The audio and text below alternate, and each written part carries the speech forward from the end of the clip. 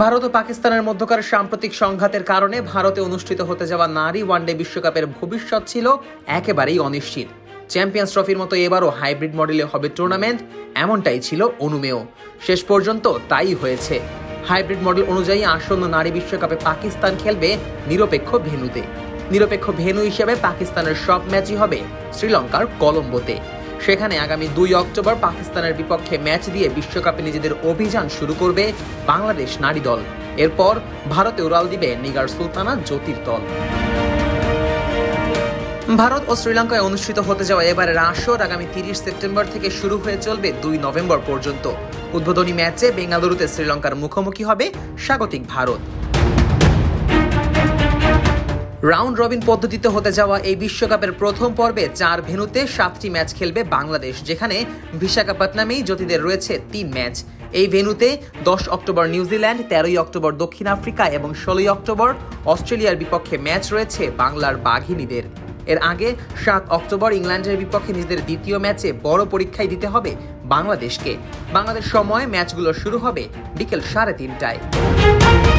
বাংলাদেশে বসে চায়নায় উৎপাদিত পণ্য সোর্সিং করার এক বিশ্বস্ত প্ল্যাটফর্ম হচ্ছে স্কাই বাই। দেশের অন্যতম এই সোর্সিং প্রতিষ্ঠানের সঙ্গে এই মুহূর্তে যুক্ত আছেন দেশি বিদেশি লাখো উদ্যোক্তা এবং ব্যবসায়ী। দেশীয় ক্ষুদ্র ব্যবসায়ীরা skybybd.com ওয়েবসাইটের মাধ্যমে খুব সহজেই চায়নায় উৎপাদকদের কাছ থেকে সরাসরি বিশ্বমানের পণ্য সংগ্রহ করতে পারেন। পুরো টুর্নামেন্ট জুড়েই ভ্রমণ ঝাঁকির বেগ পোহাতে হবে জ্যোতিদের। টানা 4 ম্যাচ ভারতে খেলার পর শ্রীলঙ্কার বিমান ধরবে বাংলাদেশ।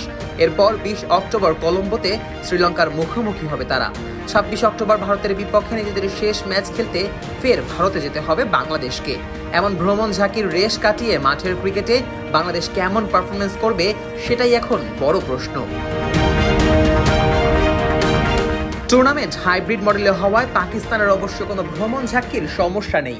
শ্রীলঙ্কাতেই সব ম্যাচ খেলবে তারা। তবে পাকিস্তান যদি বিশ্বকাপের সেমিতে উঠতে পারে, সেক্ষেত্রে 29 অক্টোবর কলম্বোয় হবে বিশ্বকাপের প্রথম সেমিফাইনাল। অন্যথায় প্রথম সেমিফাইনালটি চলে যাবে ভারতের গৌহাটিতে।